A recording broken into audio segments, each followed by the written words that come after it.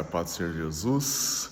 Vamos a mais um culto conquistador. E Jesus tem vitória na cruz e permite conquista nossa aqui na terra. Vamos orar. Pai Santo, querido Deus, muito obrigado por orar, obrigado pelo teu amor, carinho, cuidado em nossas vidas. O Senhor nos ama verdadeiramente. Obrigado, Deus. O Senhor é o único Deus, nosso Pai, Criador, nosso resgatador através de Cristo Jesus. Nunca merecemos tamanha graça, Deus.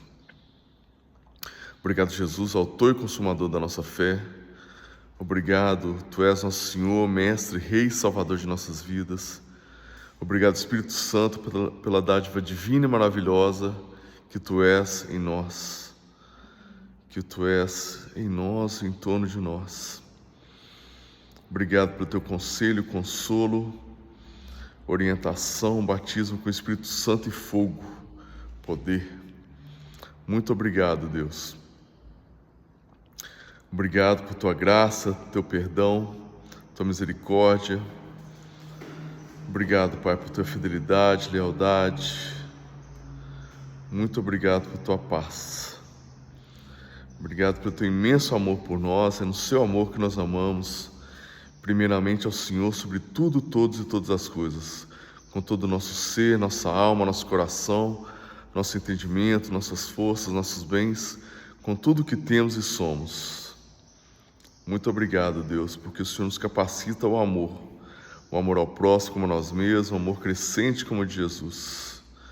Obrigado pelo amor que temos uns aos outros, o Senhor reconhecido nesse amor. Obrigado, Pai.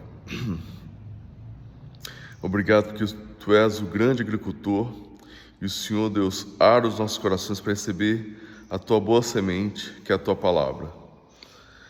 Então vem, Deus, lançá-la em nossos corações, para que ela germine, frutifique, multiplique a 30, a 60, a 100 e mais vezes por um.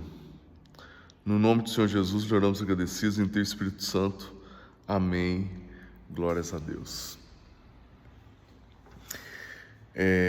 A palavra hoje está correspondendo a: não vim trazer paz, mas trazer espada. Quem disse isso, né? Quem disse essas palavras fortes? Nós vamos entender aqui na palavra. Antes de lê-la em si, né, essa palavra é uma compreensão dos nossos dias atuais. Né? Pessoas têm sido presas injustamente, pessoas têm sido mortas injustamente. E o que Deus nos ensina, né, diante de tudo que a gente está vivendo? Né? Então a gente vai ler a escritura de Mateus 10, o capítulo inteiro. Mas eu quero lembrar de um teólogo, né, do terceiro século, né? Na verdade, entre o segundo e o terceiro século após a vinda de Jesus. Esse é um teólogo cristão, o nome dele é Tertuliano.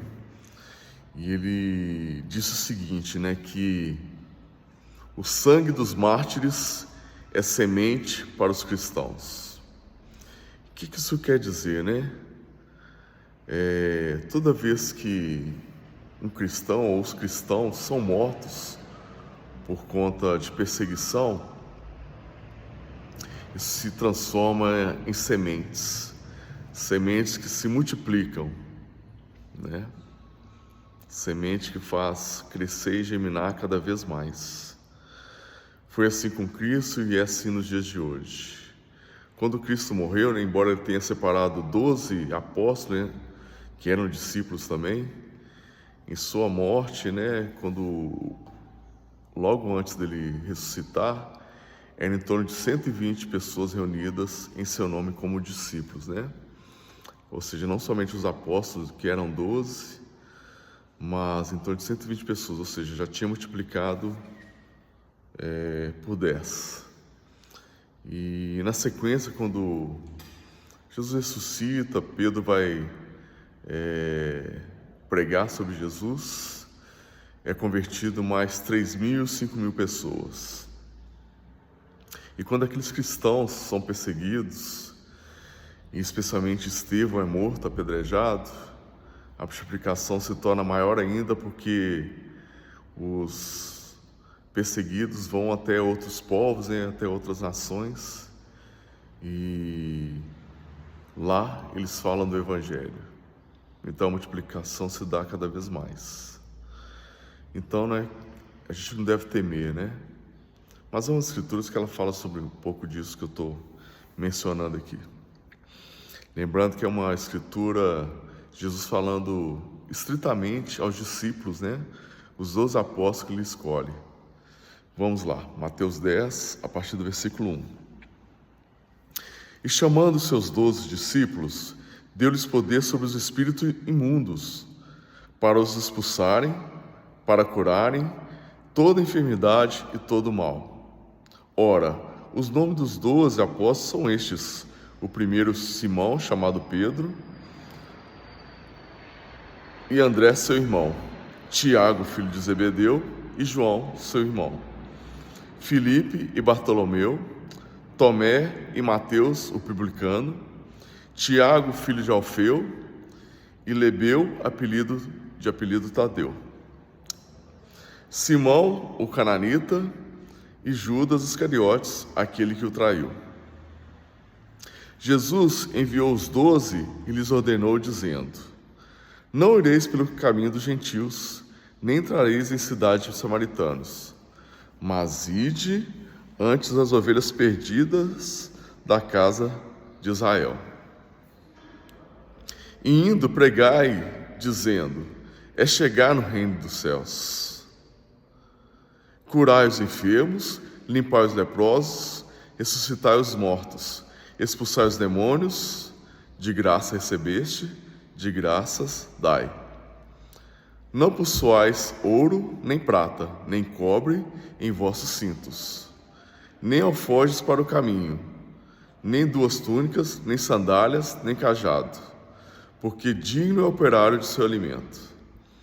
E em qualquer cidade ou aldeia que entrardes, procurai saber quem nela seja digno, e hospedai-vos aí, até que vos retireis. E quando entrardes em alguma casa, saudai-a. E se a casa for digna, desça sobre ela a vossa paz. Mas se não for digna, torne para vós a paz. E se ninguém vos receber, nem escutar vossas palavras, saindo daquela casa ou cidade, sacudi o pó dos vossos pés. E em verdade vos digo que, no dia do juízo, haverá menos rigor para o país de Sodoma e Gomorra do que para aquela cidade. Eis que vos envio como ovelhas ao meio de lobos. Portanto, sede prudentes como as serpentes e inofensivos como as pombas. Acautelai-vos, porém, dos homens, porque eles vos entregarão aos sinédrios e vos açoitarão nas suas sinagogas. E sereis conduzidos à presença dos governadores e dos reis, por causa de mim, para lhes servir de testemunho a eles e aos gentios. Mas, quando vos entregarem, não vos dê cuidado como o que haveis de falar, porque naquela mesma hora vos será ministrado o que haveis de dizer. Porque não sois vós quem falarás, mas o Espírito de vosso Pai é que fala em vós. E o irmão entregará à morte o irmão, o pai o filho, e os filhos se levantarão contra os pais e os matarão. E odiados de todos sereis por causa do meu nome, mas aquele que perseverar até o fim, esse será salvo.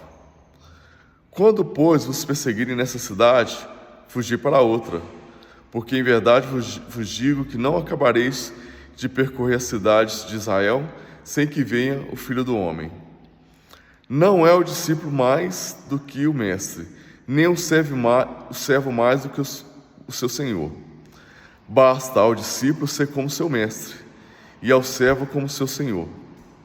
Se chamaram Beelzebu, o pai de família, quanto mais aos seus domésticos. Portanto, não os temais, porque nada há encoberto que não haja de revelar-se, nem oculto que não haja de saber-se. Vou falar um pouquinho, explicar um pouquinho já do que a gente leu. Então aqui Jesus fala, né, sobre o pai de família se chamar de Beelzebu, né? Isso foi uma palavra falada para Jesus, na verdade uma palavra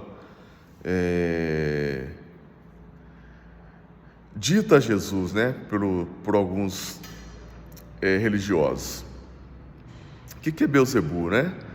Beelzebu, ele é traduzido como um deus, né? Baal, é traduzido também como o senhor das moscas e é traduzido também como príncipe dos demônios. Então, quando Jesus expulsou demônios, eles o compararam, né? Falaram que ele estava expulsando aquilo como Satanás, né? E Jesus, ele fala, olha, uma casa desunida, ela não prospera, né? Então ele está falando isso tanto quanto o reino de Deus, quanto o reino do mal, né? Se tiver divisão, não cresce. Mas então assim foi chamado Jesus, né? Beelzebu. E assim também é chamado aqueles que estão à frente da palavra, né?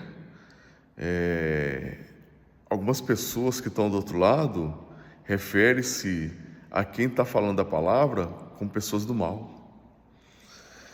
E vamos seguir com a palavra aqui. Agora versículo 27. O que vos digo em trevas, dizei-o em luz, e o que escutais ao ouvido, pregais sobre os telhados. E não temais os que matam o corpo e não podem matar a alma. Temei antes aquele que pode fazer perecer no inferno a alma e o corpo. Então, o que Jesus dizia aos discípulos até ali eram coisas ditas em secreto. Jesus fala, agora não vai ser assim mais. Vocês vão falar aos telhados, vocês vão gritar, né, pelas ruas. E quem está à frente do Evangelho, ou quem Deus separou para falar de forma mais expressiva, estão sujeitos, né, à morte. Como diz o versículo 28, não temais os que matam o corpo e não podem matar a alma. Temei antes aquele que pode fazer perecer no inferno a alma e o corpo. Então aqueles que agem com maldade, é isso que acontece, né? O perecimento da alma e do corpo. Então aqueles que estão à frente da palavra que não devem temer, né? Não se vendem 2 passarinhos por um asse, e nenhum deles cairá em terra sem a vontade de vosso Pai. E até mesmo os cabelos da vossa cabeça estão todos contados. Não temais, pois, mas valeis vós mais do que passarinhos. Portanto, qualquer que me confessar diante dos homens, eu confessarei diante do meu Pai, que está nos céus. Mas qualquer que me negar diante dos homens, eu negarei também diante do meu Pai, que está nos céus. Não cuideis que vim trazer paz à terra. Não vim trazer paz, mas a espada. Aí eu volto no versículo aqui atrás, referente sobre não trazer paz, mas trazer espada. O versículo 22 diz o seguinte: E odiado de todos sereis por causa do meu nome, mas aquele que perseverar até o fim, esse será salvo. Mas tem outro versículo aqui, tão importante quanto esse.